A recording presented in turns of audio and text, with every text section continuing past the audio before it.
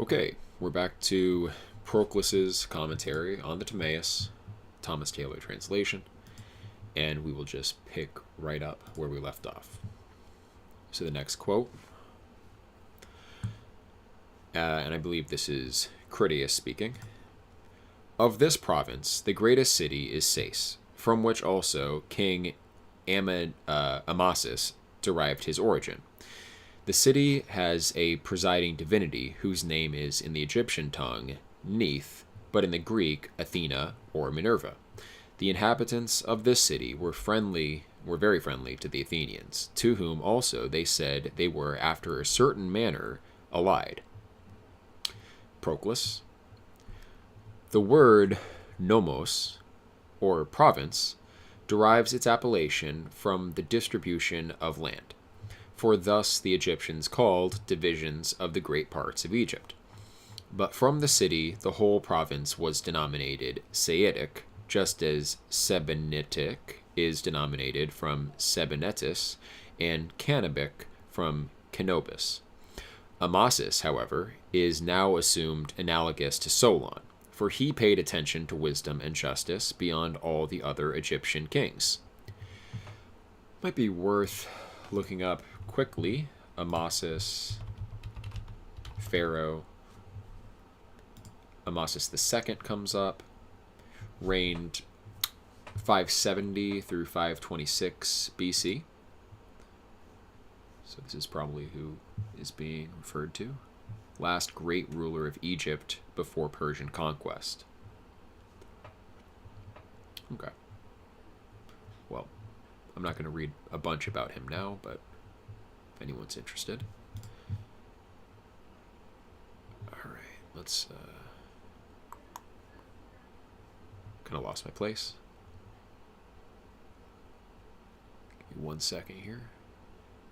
Right, for he paid attention to wisdom and justice beyond all the other Egyptian kings. He is therefore conjoined with Solon, and has the same relation to him which the city has to Athens, in order that we may survey the cities and the men adorned by the goddess Minerva as from one monad, and secondary natures always perfected from such as are more perfect. Callisthenes, however, and Phanodemus relate that the Athenians were the fathers of the Saieti. Interesting. But Theopompus, on the contrary, says that they were a colony of them. The Platonic Atticus says that Theopompus altered the history through envy. For, according to him, some of the inhabitants of Sais came to renew their alliance with the Athenians. But Plato only says thus much concerning them, quote, that the Saetai were very friendly to the Athenians, and after a certain manner allied to them. It is possible, however, that he might say this on account of the tutelary goddess of the city being the same with the Minerva of the Athenians. Right. So the Interpretatio Romana predates Roman times, of course. People around the Mediterranean recognized that they were talking about the same gods, essentially. Plato refers to Thoth as the same as Hermes that was in the Phaedrus. So that may be the manner of their alliance, or some other ancient sources say that perhaps the Athenians founded Sais, which isn't implausible because the Greeks in general colonized Egypt extensively even during dynastic Egyptian times, prior to, Alexander's conquest or the Persian conquest. The Greeks were popular as mercenaries in a lot of societies.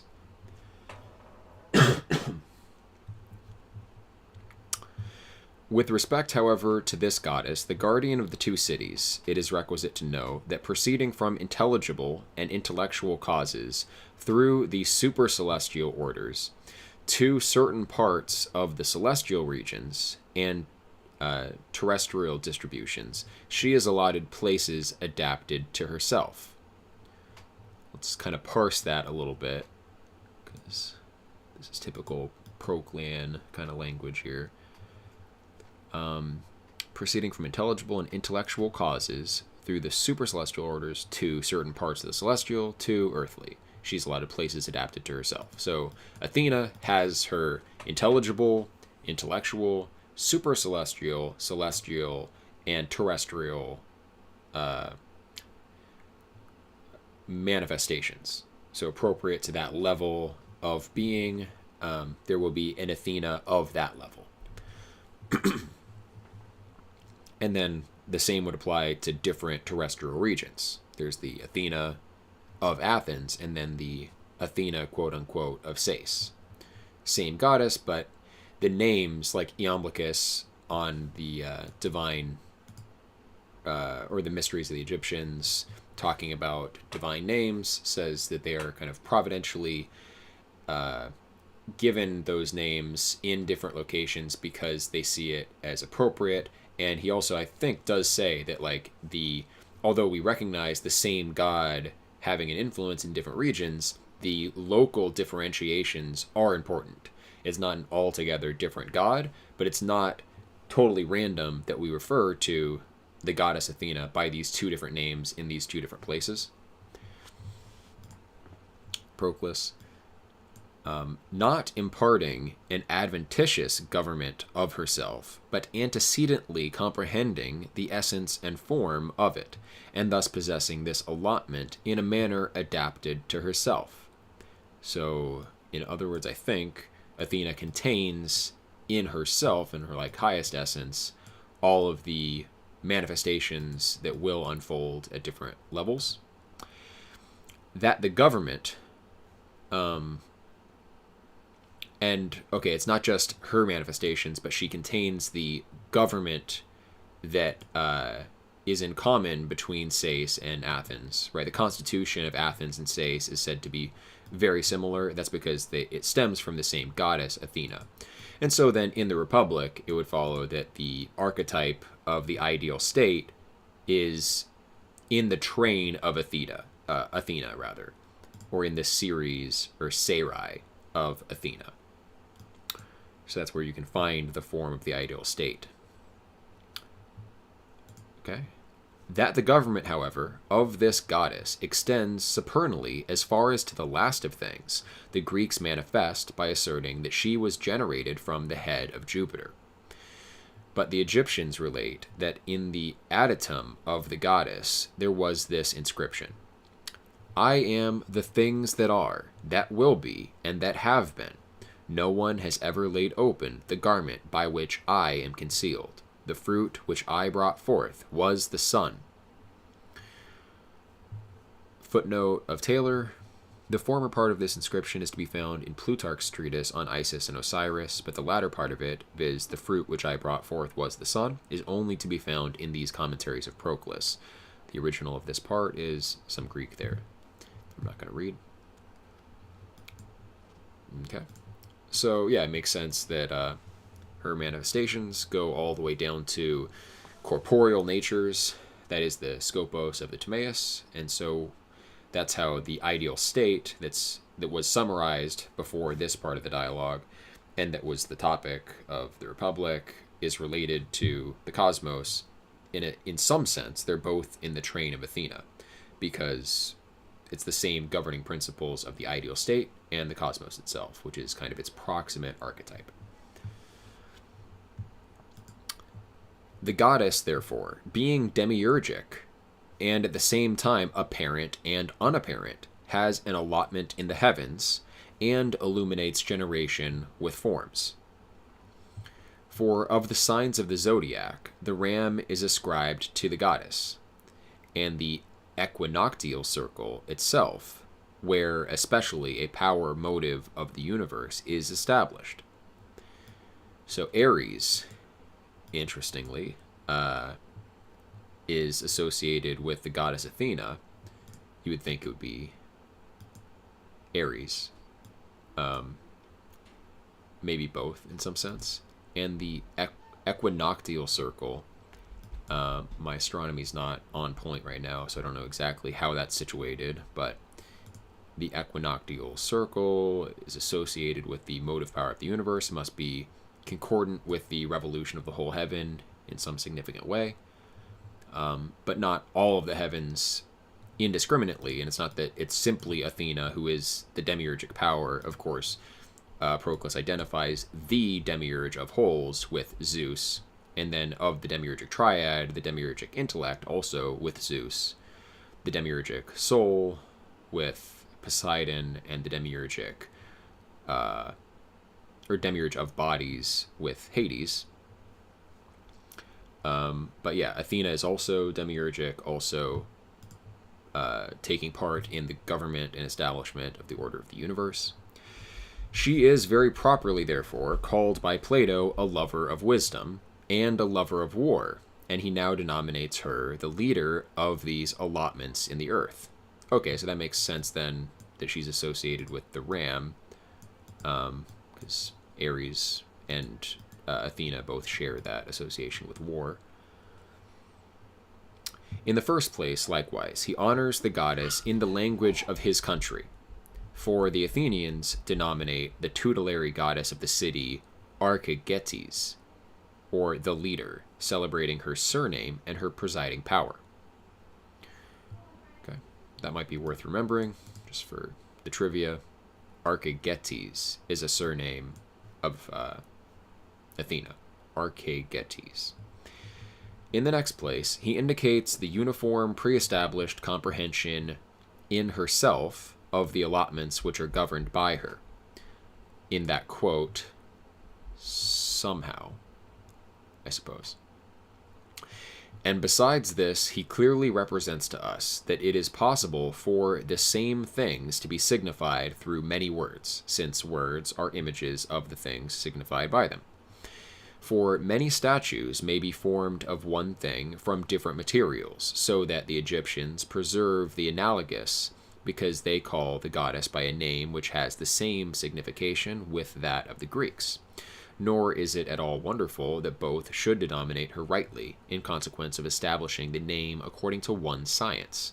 If, therefore, there is one tutelary goddess of the two cities, Sais and Athens, the inhabitants of Sais are very properly said to be lovers of the Athenians, as being in a certain respect allied to them, for the affinity is not wholly perfect. Right. For some may participate more, and others less, of the same providence. And remember, the ancient Athens was founded about 1,000 years before Sais, by the same goddess, but that would imply then that Athens embodies the order that Athena bestows more perfectly, which also is concordant with the fact that Socrates calls the constitution of the republic the ideal state, and also and then Critias says that that's exactly the same as the constitution of ancient Athens. He doesn't say that's the same constitution as ancient Athens and Sais. So Sais is like a lesser image of that ideal state given by Athena. And in general, what is older is seen as more auspicious. So Athens being older than Sais is going to embody those principles more perfectly. And some may participate of one, but others of another power contained in the goddess. So that's that point that Iamblichus makes, that the local differences are significant. It's not just that it's different degrees of participation in this one nature, but different aspects of the nature of a given goddess or god are captured in different places. For, again, it is likewise necessary to know this, that a variation is produced in different nations from the places which they severally inhabit, from the temperature of the air, from habitude to the heavens, and still more partially from spermatic productive powers. But you may say that they especially differ according to the gregal governments of the gods, and the diversities of the tutelary powers. I don't know what the term gregal means, so let's look that up real quick. I guess gregarious.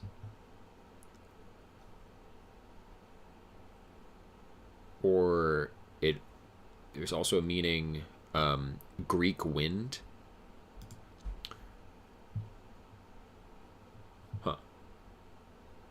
So it can mean a few different things. There's also an adjectival form, pertaining to or like a flock. Okay.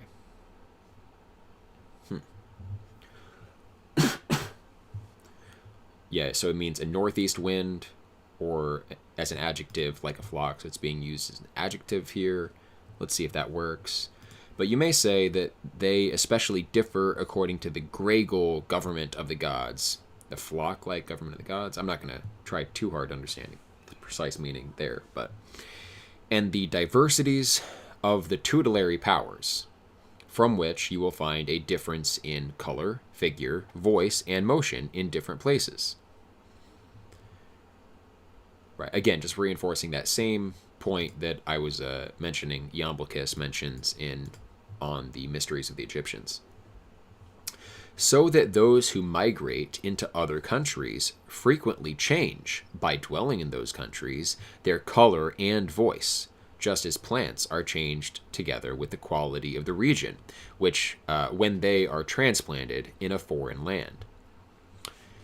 Interesting. So he does mention that part of what differentiates different nations is a difference of spermatic productive powers, indicating genetic inheritance.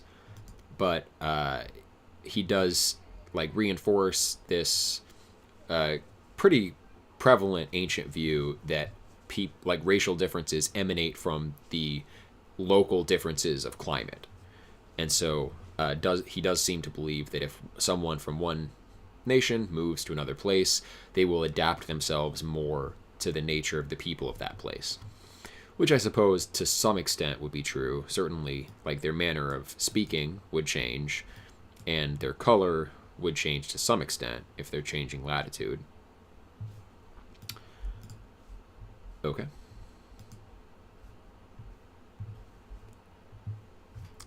In the chat on YouTube, have you taken a look at the Edfu texts and at the Temple of Horus? I have not. I'm not super big on Egyptian history, but is there a connection to what we're talking about here? All right, next quote. In this country, Solon, on his arrival thither, was, as he himself relates, very honorably received. And on his inquiring about ancient affairs of those priests who possessed a knowledge of such particulars superior to others, he perceived that neither himself nor any one of the Greeks, as he himself declared, had any knowledge of things of this kind. Proclus. Solon, on account of his political wisdom, and on account of the dignity and worth of his city, justly appeared to be deserving of honor to the priests of Sais. Okay, so very interesting. Greek from the YouTube chat. The Edfu texts go into Proto-Greeks and the Atlantis, or rather, and Atlantis and Solon. I definitely have to take a look at that. So cool. Thank you. I may have heard of that before, but the Edfu texts. If you have a more specific citation or where I can find it, that would be awesome. So the priests of Sais respected Solon, but he found, with respect to memory and history among the Greeks, that neither himself nor any other Grecian had any knowledge of very ancient transactions.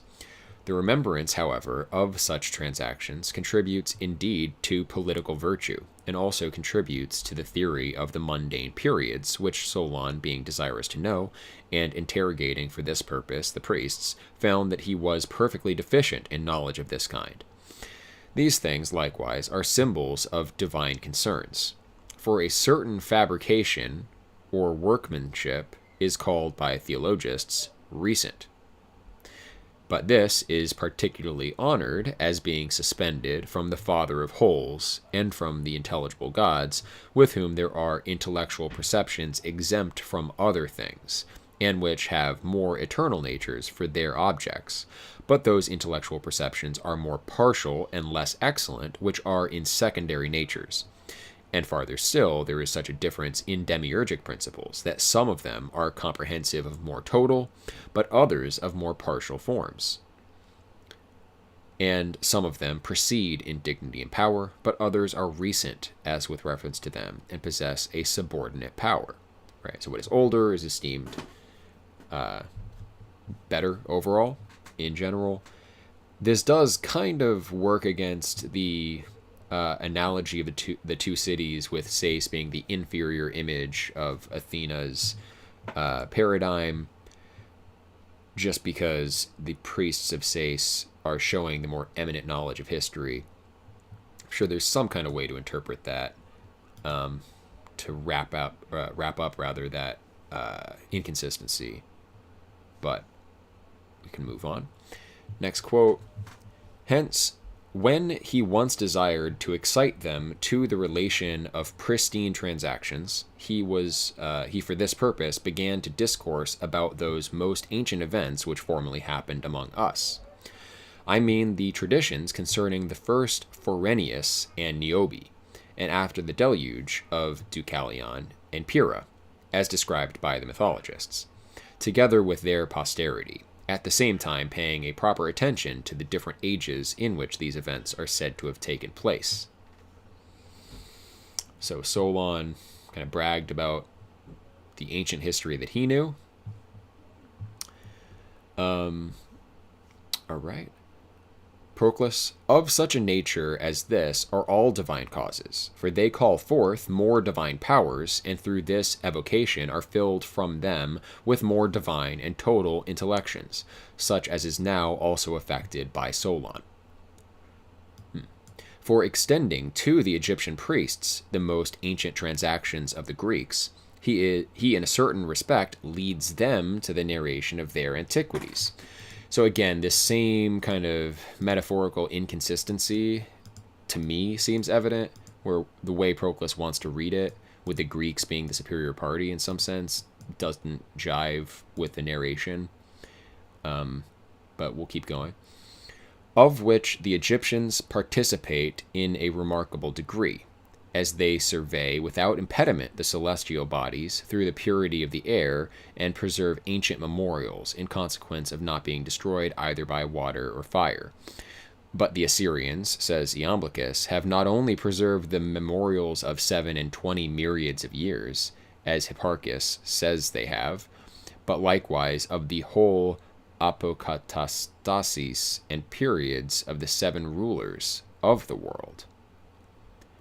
So this reminds me of 7 intermediate archon ruling powers, or aeons, that Numenius talks about. I might have used an inaccurate term there to describe them, but effectively there's like the demiurge, and then 7 intermediate powers leading down to like the mundane order, and that could be interpreted then metaphoric, or like it could be rendered as a metaphor in terms of 7 succeeding rulers. It makes me think of like the statesmen with the Cronian age preceding the Zeusian age, and just Greek mythology in general, where like there are different presiding powers of the cosmos at different times. So maybe this is like, in some sense, addressing, the reign of Uranus and Gaia, and then the reign of etc., their progeny. So I don't know exactly what the 7 rulers is referring to. And do we know what 7 and 20, so 27 myriads is 10,000, I believe. So 27, so that would be 270,000 years. So Hipparchus and Iamblichus testify that the Assyrians knew 270,000 years of history. That's kind of worth noting. A myriad, by the way. Just want to confirm. Number. Yeah, 10,000. So, wow.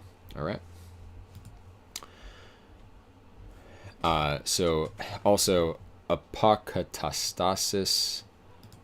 I think that's like a world reformation. But let's just get that definition. Don't want to remain ignorant. or even unsure of something that we may actually know. Let's see if I was correct there. Yeah, the restoration of creation to a condition of perfection.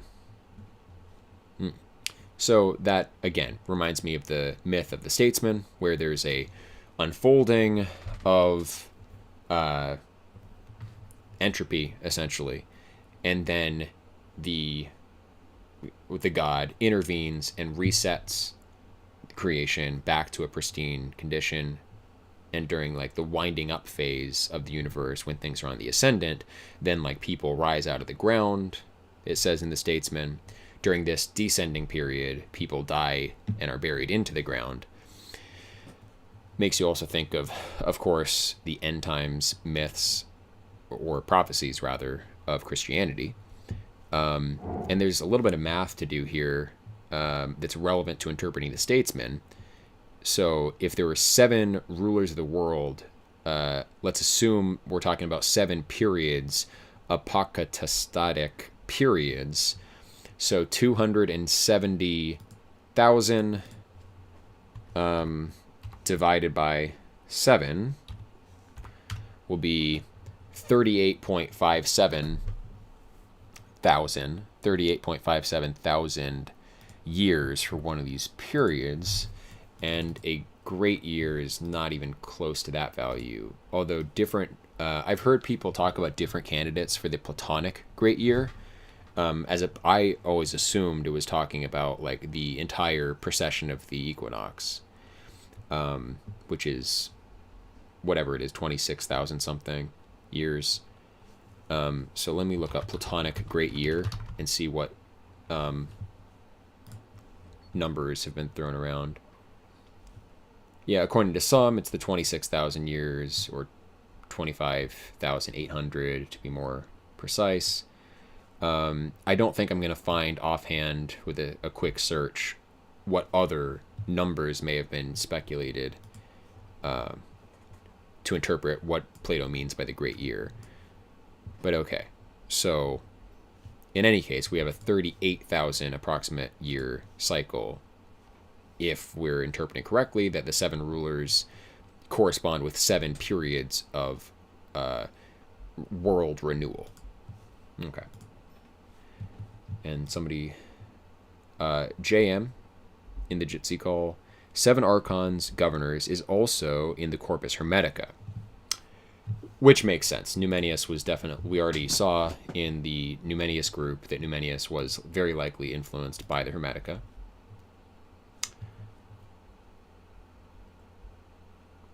Okay. Great. Moving on. So that this being admitted, there is still less reason, that is the Assyrians having this knowledge, and the Egyptians having better knowledge than the Greeks, there is still less reason to compare with these memorials the much celebrated archaeology of the Greeks. From which, likewise, it is evident that the present narration does not look to that which is small, but to the whole and the universe. Farther still, the archaeology of the Greeks is different with different Grecian cities. For with the Athenians, it proceeds as far as to Erichthonius, who was a native of Athens, but with the Argives as far as to Pharanius and Niobe. In the YouTube chat, the Greeks identified Apollo as Horus. That's a good one. Okay. All right. So who would be the Osiris figure then? I guess Zeus, right? Who is a native of Athens, but with the Argives as far as to Pharanius and Niobe. For these two are with the Greeks the most ancient. For Argos descended from Niobe, but from him Iassos and Pelasgos, from whom Argos was denominated Pelasgic. That's also the name of the pre-Indo-European inhabitants of Greek. They talk about the old-timey anthropology books. We'll talk about the Pelasgic race or Pelasgic language. The particulars, however, respecting Deucalion and Pyrrha that a deluge taking place, they were preserved in Parnassus, and how migrating from thence they restored the human race, are manifest, and also that antiquity with the Thessalians is as far as to these. But according to some, the Argolic race begins from Inachus, but that of the Athenians from Cecrops. So an alternative narrative to what just was given, each of whom was prior to Deucalion. Solon, therefore, relating these and such like particulars, causes the Egyptian priests to narrate their antiquities. We shall, however, see that what one of the ancient priests said respecting the narration of Solon, and these things indeed will be evident through what follows. Solon, however, met at Sais with a priest called Pateniate, but at Heliopolis with a priest called Oclopi, and at Sebennytus with one whose name was Ethamon, as we learn from the histories of the Egyptians. So, from some unnamed Egyptian histories, probably Manetho, we have 3 different priests that Solon meets with at 3 different places. And perhaps it was the priest of Sais who says as follows to Solon, quote, "But upon this, one of those more ancient priests exclaimed, 'O Solon, Solon, you Greeks are always children, nor is there an aged Greek among you.'" Proclus. "The Egyptian priest is ancient in order that while he reproves, he may not be intolerable and may have a probable reason for teaching about archaeology."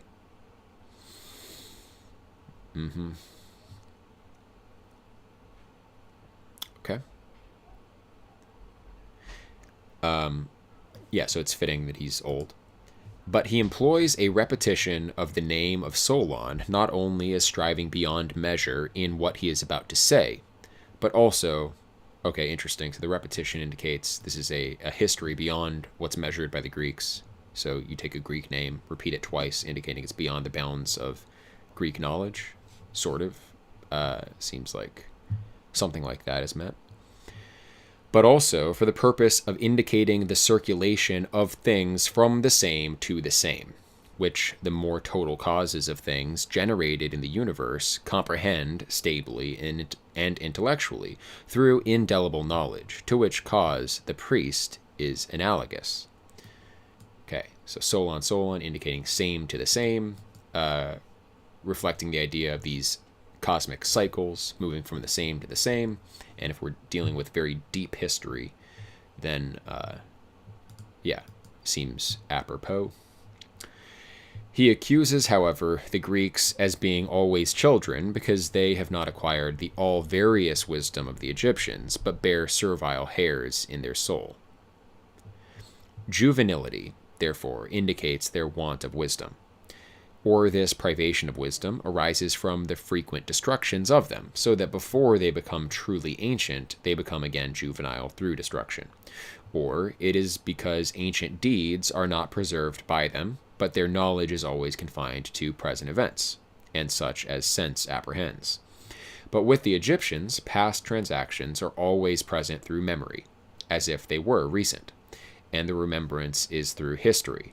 But the history is from pillars in which things paradoxical and worthy of admiration, whether in actions or inventions, are inscribed.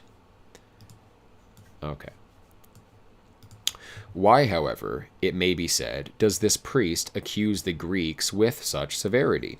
For what is there admirable in his narration, since, as the noble Heraclitus says, a very learned knowledge of past transactions does not produce intellect.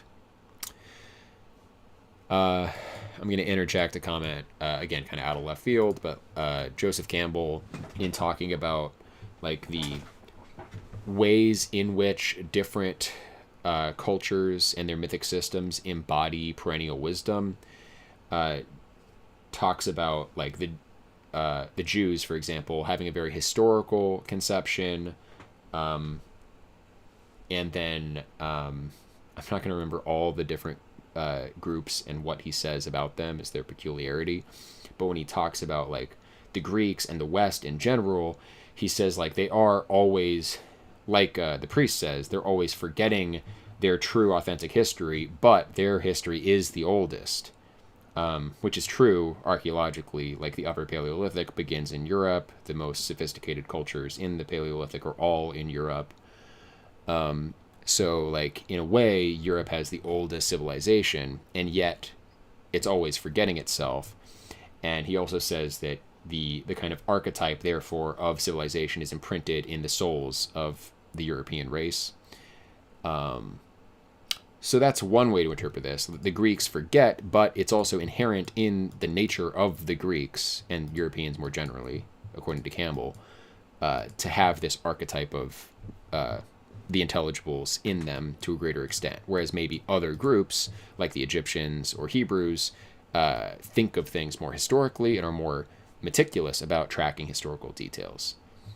And then whereas like the Indians have this kind of timeless wash perception of time, and they keep track of, making sense of all of it through kind of eternal archetypes embodied symbolically. Whereas the European is more like with his own indigenous reasoning, not referring primarily to holy texts, but to like the reason inscribed in the soul. The Indian appeals to, again, I don't, kind of out of left field, but I just saw the connection and thought it was kind of worthwhile. Okay. So Heraclitus says a knowledge of past transactions does not produce intellect. So why is the priest saying this and being so harsh? But if that which Eudoxus says is true, that the Egyptians call a month a year, the enumeration of many of these years will not be attended with anything wonderful.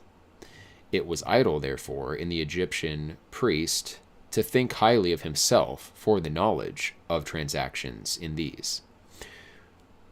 Okay, so Eudoxus interprets this passage where he thinks Plato is actually not viewing the Egyptian priest favorably.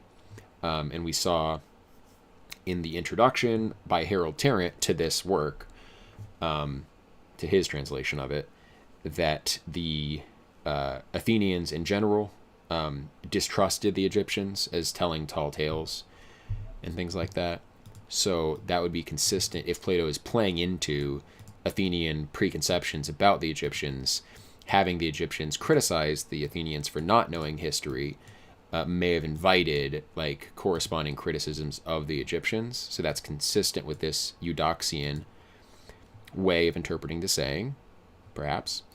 Or though, as Aristotle says, it is impossible that memory and sense should be effective of science, yet at the same time it must be admitted that they contribute to the reminiscence of wholes. For by relating in many things many similar circumstances, we produce one form of them, and finding frequently from history concordant apokatastases of many things, we recur to the one cause of them. So the rebirth of these forms through time leads us to recognize the unity, think the ladder of beauty from the Phaedrus or the Symposium.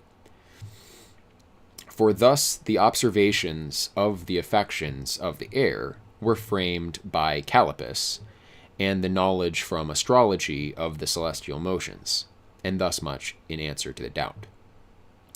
Again, however, let us recur to the theory of wholes, and there survey the junior fabrication held together by Athena, and filled from more ancient and primordial causes.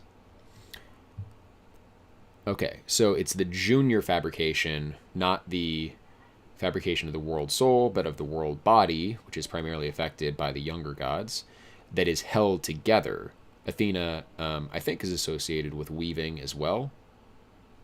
I think so. So held together by Athena. That is like the mundane fabrication.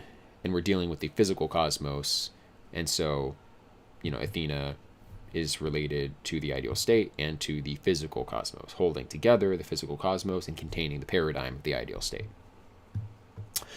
For from thence this fabrication possessing stability proceeds, on account of an exempt cause, and contributes to the mundane contrariety. For everything in the demiurgic progression, which is distributed into parts and multiplied, proceeds on account of that principle. As therefore there are causes in the world, some of which are effective of the regeneration of things, but others are guardians of the coherence of productive powers, the priest indeed must be assumed as analogous to the latter causes, but solon to the former. Hence, the one exhibits a transcendent remembrance of antiquity. So there we go. This is good stuff. But the other is said to have related various mutations, generations, and corruptions. All right. Okay. So, some are guardians of productive powers. Others affect the regeneration of things and are more associated with change. So Solon is associated with the...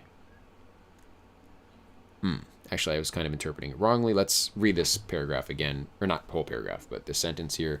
As therefore there are causes in the world, some of which are effective of the regeneration of things. So that's Solon. Regeneration of things. Okay. It's also concordant with Joseph Campbell's saying about the nature of European consciousness and myth.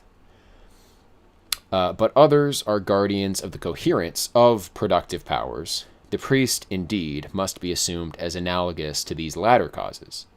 Coherence of productive powers, Egyptians preserving what's ancient, that makes sense. Solon to the former, regeneration of things. Hence, one exhibits a transcendent remembrance of antiquity, but the other is said to have related various mutations, generations, and corruptions. Okay. And I guess Solon is the latter there, the priest is the former. It likewise appears to me that the arrangement of the elder prior to the younger person is assumed in a way adapted to the orderly distribution of the universe. For in the fabrication of Jupiter, they have this order with reference to each other, just as the Elean guest in Plato says that those who live in the Saturnian or Cronian period proceed from being older to being younger, but those that live in the period of Zeus proceed in a contrary direction. In this dialogue, Timaeus says, respecting the soul, that the demiurge produced it more ancient than the body, and on this account constituted it of a more principal nature. Now, therefore, the priest, who is the guardian of divine institutions, excels through antiquity, though that which is junior proceeds from a higher order, just as Solon comes from a city which pertains in a greater degree to Athena. In mundane works, however, that which is more ancient possesses a great dignity. Okay, I feel like he's trying to walk some kind of line that allows, through the last several pages, there's been this tension where Solon, in some sense, Greek knowledge is treated as inferior, but then also superior, because Athens is older than Sais, it's closer to the ideal constitution, or the ancient Athens was. But in another sense, the Egyptians have a more perfect memory of things. So maybe in some respect, the Egyptians are superior. In some respect, the Greeks are superior. It's still not totally worked out in my mind how that all pieces together. But, okay. In the YouTube chat, Godward. Let's see. Anamnesis, whereas the long game of telephone leads to corruptions. Okay, well, I'm not sure exactly what all that refers to, so we will keep going. Next quote. To whom the priest, because all your souls are juvenile, neither containing any ancient opinion derived from remote tradition, nor any discipline hoary from its existence in former periods of time. Proclus. Juvenility of soul, in what is here said, is analogous to renovation of life, and to more partial causes, but remote tradition to stable intelligence, and to more ancient principles. So again, this kind of tension subsists, where Athens, in some sense, is more representative of Athena, but Sais somehow preserves the history better. One possibility is that Athena holds together the mundane fabrication, the junior demiurgic causes. Maybe Sais isn't as true to Athens, or sorry, not Athens, but Athena per se, but somehow embodies the higher, more stable intelligence that is actually superior to the Athena of the Athenians. That's really tenuous, and I wouldn't even try to defend that. It's just one. I'm throwing out a possibility to try to reconcile this ongoing tension, which Proclus is still not resolved, nor acknowledged.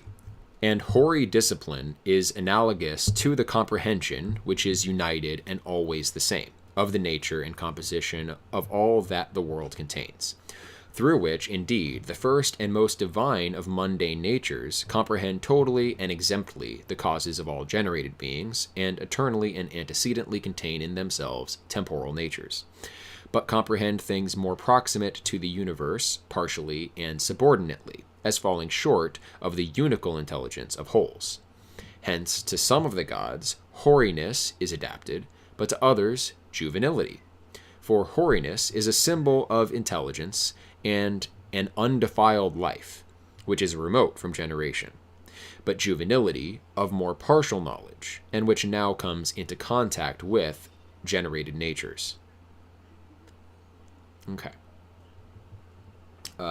In the YouTube chat, Dionysus Fury.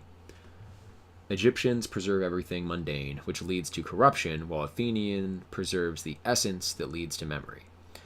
Yeah, that's one possible way. So because they remember mundane affairs so well, that shows their association with the generated world.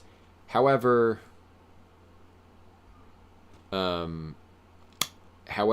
he had just associated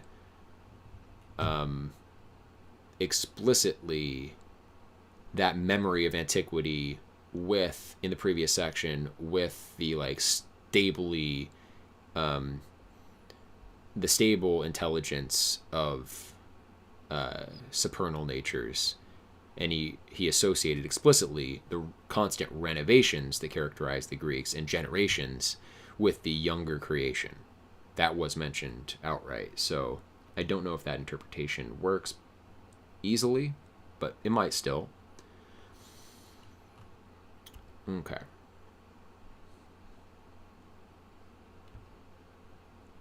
Next quote. But the reason of this is the multitude and variety of destructions of the human race, which formerly have been, and again will be, the greatest of these, indeed, arising from fire and water, but the lesser from 10,000 other contingencies. Proclus. In what is here said, an inquiry is made why the Greeks are always children, but there is no discipline with them hoary from its existence in former periods of time. Or if you wish to survey the paradigms of these things, the inquiry is, through what cause the junior fabrication presides over variety, generated natures always rising into existence, and such as are ancient becoming renovated. So why are the Greeks associated more with Athena, Athena being, presiding over the mundane fabrication, the junior fabrication. So we're looking at symbolically why the junior fabrication presides over mutation, generation, change. Okay. Before, however, he discovers the cause of such like doubts, he first discusses the periods in the universe and points out the variety of them, of which the first principles of the gods indeed have an antecedent knowledge, stably and unitedly. Right, so eternal intelligence comprehends time eternally. So it doesn't experience time to know time. Instead, it embodies temporal knowledge in eternity. But the second principles partially. Right. First principles of the gods have antecedent knowledge of the mutations, stably and unitedly, but the second principles have it partially in such a way as to come into contact with the nature of the things which they govern. For this is always to know what is present. But to retain in the memory things that are absent is analogous to the perception of wholes separately and stably. So once again, the superior memory of the Egyptians lends to some kind of reading where they are associated with a more intelligible goddess, and the Athenians are more associated with a more sensible. I shouldn't say sensible goddess; that would be sacrilegious. But a goddess presiding over sensible natures. There are, therefore, certain various periods of things in the world, but it must be admitted that there is always generation and always corruption in the universe. So there are big cycles, but then the universe itself is constituted by a bunch of little cycles of generation, corruption, like we'll see in the philosophy of the elements from the Timaeus. For that which is sensible is rising into existence and tending to corruption, but never truly is. This generation, however, and destruction must be surveyed in one way in the heavens and in another in material natures. For in the former, immutation of figures and the motion of perpetually generated bodies pre-exist. So generation means something different in the celestial domain and something different in the sublunary domain.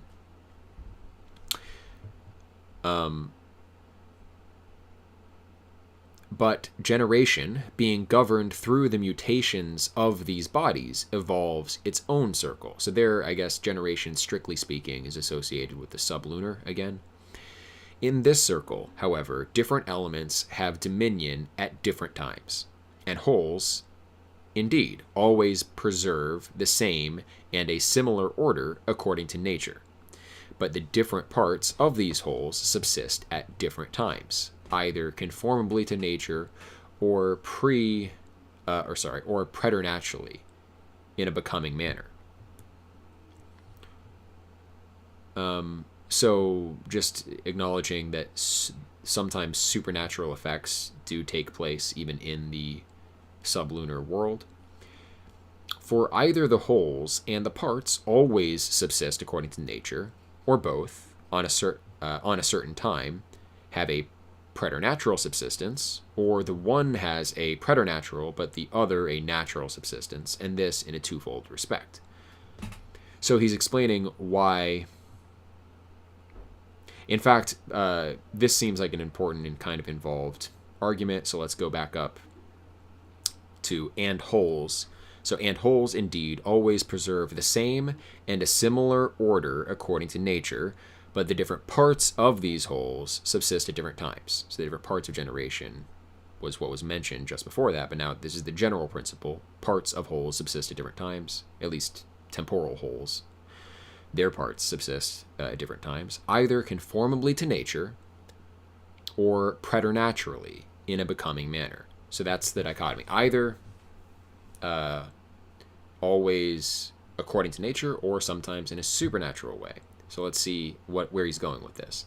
For either the wholes and parts always subsist according to nature, or both wholes and parts on a certain time have a supernatural subsistence. So they're either always natural or mostly natural and sometimes supernatural, or the wholes have a supernatural but the other parts have a natural subsistence, and this in a twofold respect.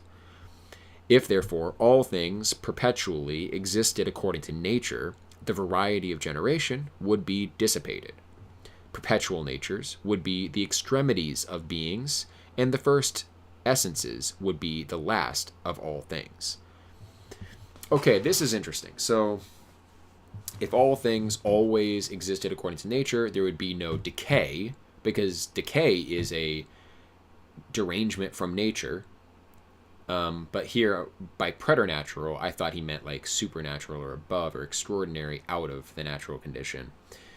But in any case, if there were no decay, then perpetual eternal natures would be the last of things, and they would be unprolific, and so not as great as they otherwise could be. So to make the perpetual natures of the celestial region better, they have to be in some sense fathers to things that are inferior to themselves.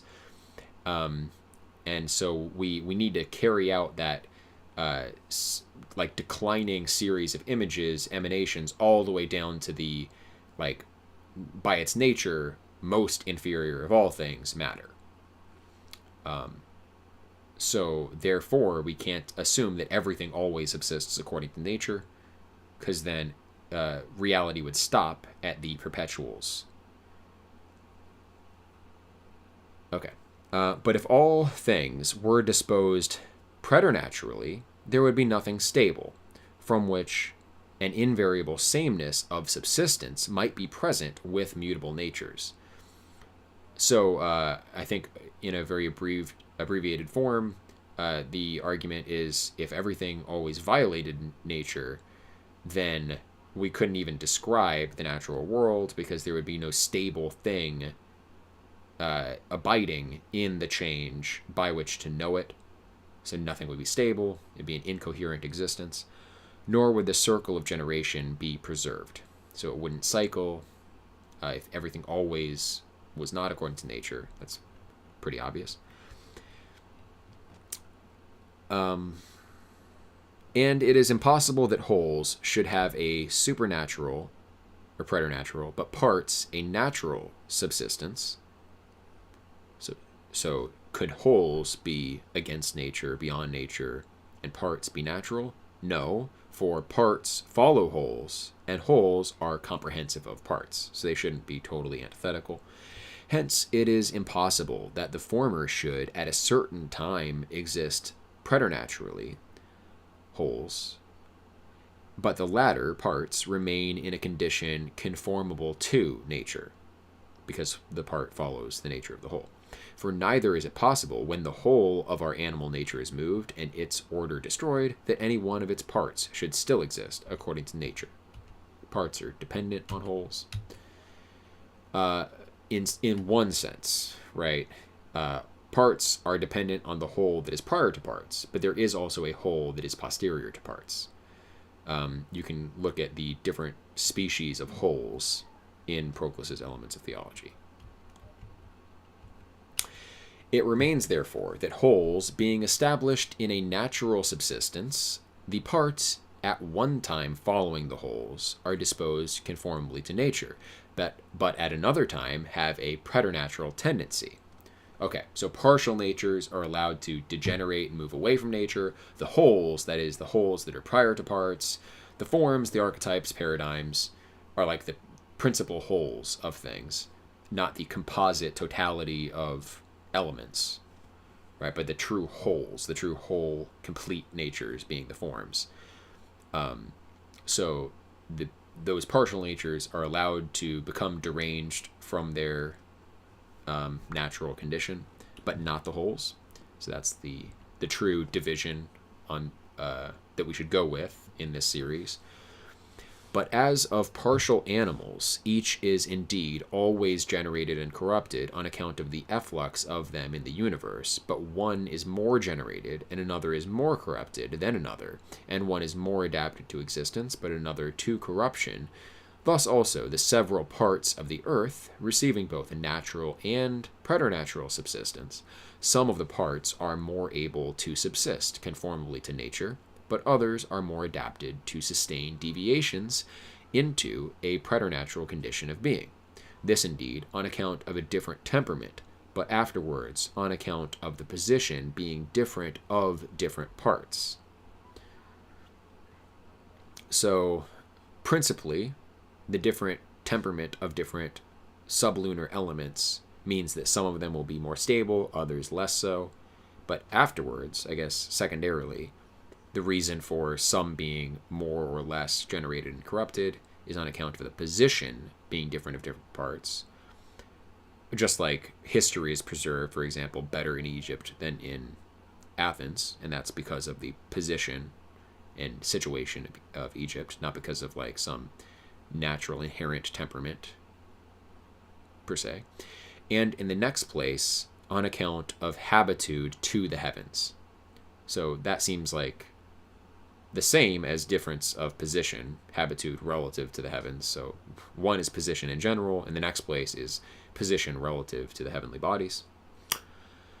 For different parts of the earth are adapted to different parts of the heavens, though they are preserved by other figures or configurations. I don't know what, though they are preserved by other figures or configurations. Maybe like the similarities between parts of the earth are preserved by other stable structuring principles, perhaps. And in addition to all that has been said, on account of the power of the inspective gods and of the divinities who preside over climates, divinities who preside over climates, and who are allotted different peculiarities, some rejoicing more in motion, but others in permanency, some in sameness, but others in difference, abundant corruptions likewise of partial natures being produced in different places, the forms or species of the universe have a never-failing subsistence through this variety. For man is always, the earth is always, and each of the elements always is, despite all the change and variation. For since corruption and generation proceed from the celestial figures, but these are imitations of, so proceed from the celestial figures, meaning the sublunar is suspended from the superlunar. But these are imitations of divine intellections. That is, the celestial natures are imitations of divine intellections, and the intellections are suspended from intellectual forms, the intelligibles, but from these stability is derived. Right. So we go from stability through various grades of images down to corruption and generation.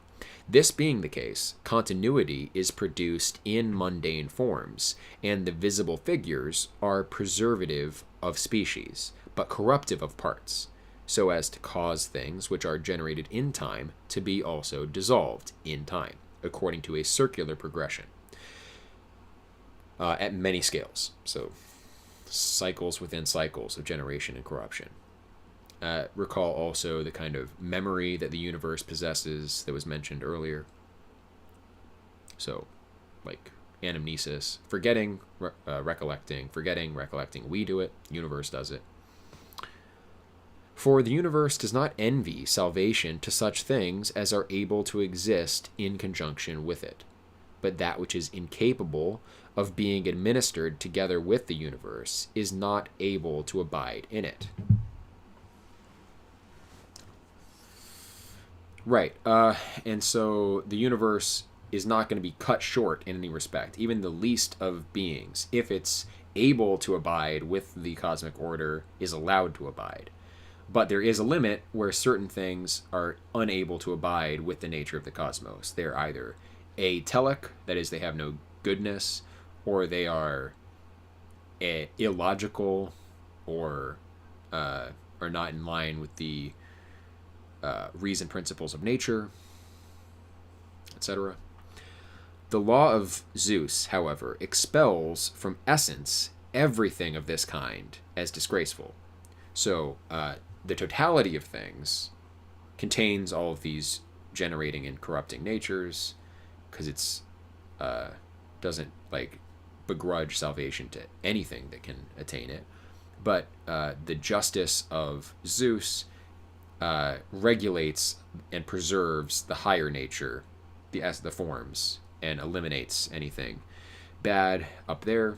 Think like from the Theaetetus, God is the cause of all good things and doesn't admit anything evil, although evils exist for us down here. For it is perfectly impossible that what is disgraceful should remain in the universe. Oh, okay. So, contrary to what I just said, I think the meaning now of this is that, so the universe doesn't begrudge salvation to anything that can attain it, but apart from the universe, Jupiter does like cleanse the universe of the things that naturally degrade, the things that are not as stable, the things that are degenerate.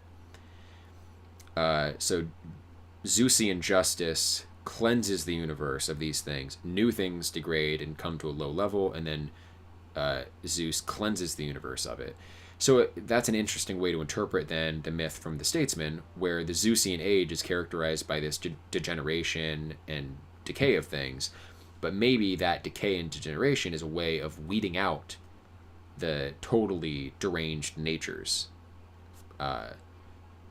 So Jupiter or Zeus expels from essence or being everything of that kind that is subject to decay as disgraceful. That's just one possible. I gave two back-to-back possible interpretations there. We'll have to keep reading to decide. For it is perfectly impossible that what is disgraceful should remain in the universe. Okay. So, like, things that are subject to generation and decay shouldn't always remain, because being non-immortal, they're disgraceful. So not only is it a logical tautology that things that are partial in time shouldn't persist eternally, it's also teleologically necessary, because things that are partial in time are inherently inferior to things that are eternal.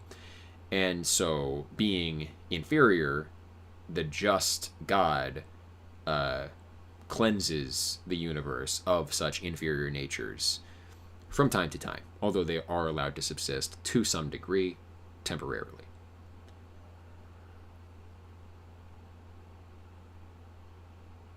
Okay.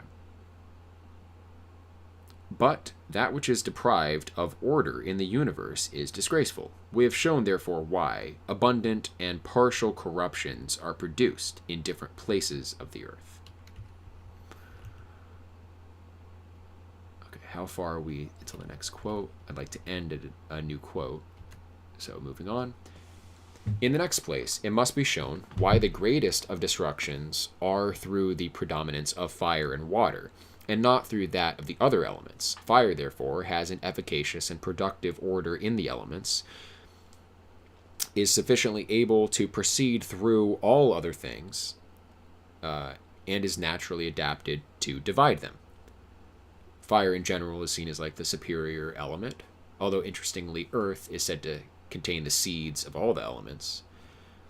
You remarked on that before. Generally, fire, maybe it's like the totality or the all contains both the good and the bad, but like the superior just contains the good. So actually, that's not so hard to interpret. I didn't see that last time. But water is indeed moved with greater facility than earth, yet is more difficultly passive than air. And by its facility of motion, indeed, it is able to operate, water again, but through being passive with difficulty, it is not affected by violence, nor becomes imbecile when dissipated like air, so that it reasonably follows that violent and the greatest destructions are affected by deluges and conflagrations. You may also say that the remaining two elements are more adapted to us, earth and air, for we are pedestrious and allied to earth, and as we are on all sides comprehended by air in which we live and which we respire, it is evident that our bodies are of a kindred nature with it. Hence these elements, as being more allied to, are less destructive of us, but the others, which are contrary to these, bring with them more violent destructions. Farther still, according to another mode of survey, also, these elements, earth and air, together with suffering themselves and suffering prior to us, appear to operate on us. For air, when it becomes putrid, produces pestilence, and earth, when divulsed, abundant absorptions. But pestilence is a passion of air, and chasms and earthquakes are passions of earth. Fire, however, and water are able to operate on us without being previously affected themselves. The former by permeating, but the latter by external impulsion. Hence, they are capable of producing more extended destructions, as being more vigorous and powerful than the other elements, in consequence of not corrupting through being themselves distempered. Deluges, therefore, and conflagrations are the greatest destructions, but famine and pestilence, earthquakes and wars, and other such like partial calamities may be produced from other causes. And of all these, the effective cause, indeed, is the order of the universe, and prior to this, the junior fabrication, which always makes new effects, and at different times produces the generation of different things.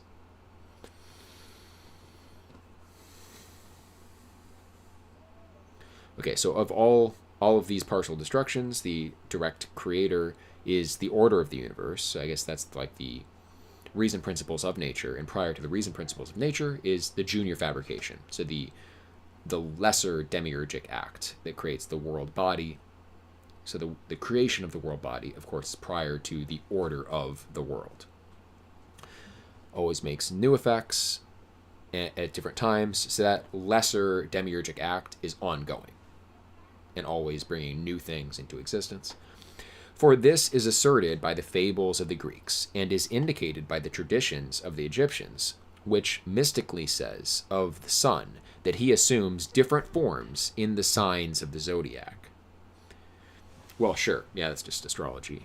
It is not, therefore, at all wonderful if, though there are many destructions and in many places, yet man and every form always exists through the immutable progression of divine forms.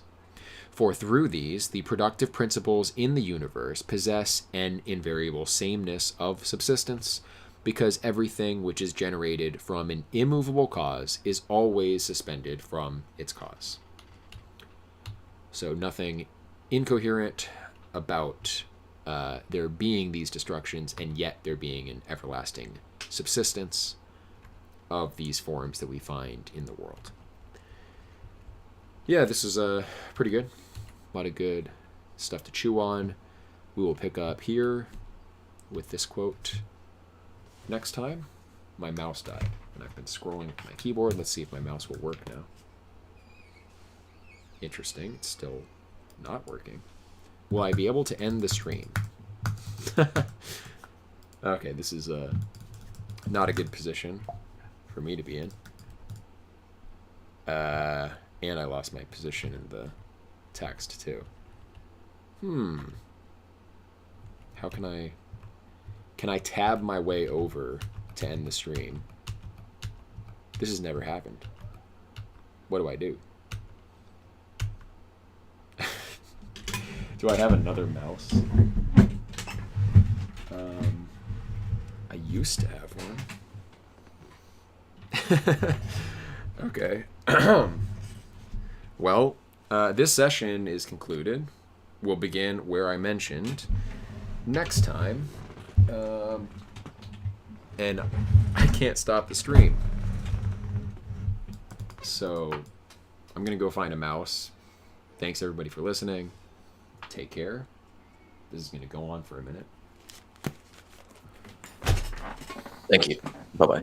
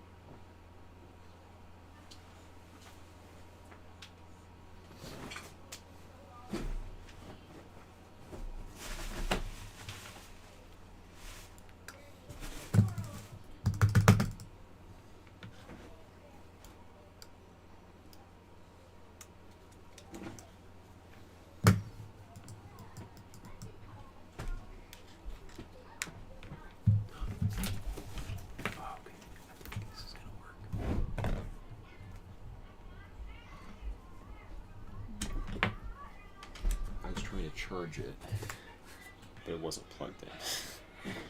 Oh, right. So now I have to charge for like a minute, and then I'll be able to turn it off. Check that bag there. Hello again, anyone who's there? My mouse died and I couldn't end the stream.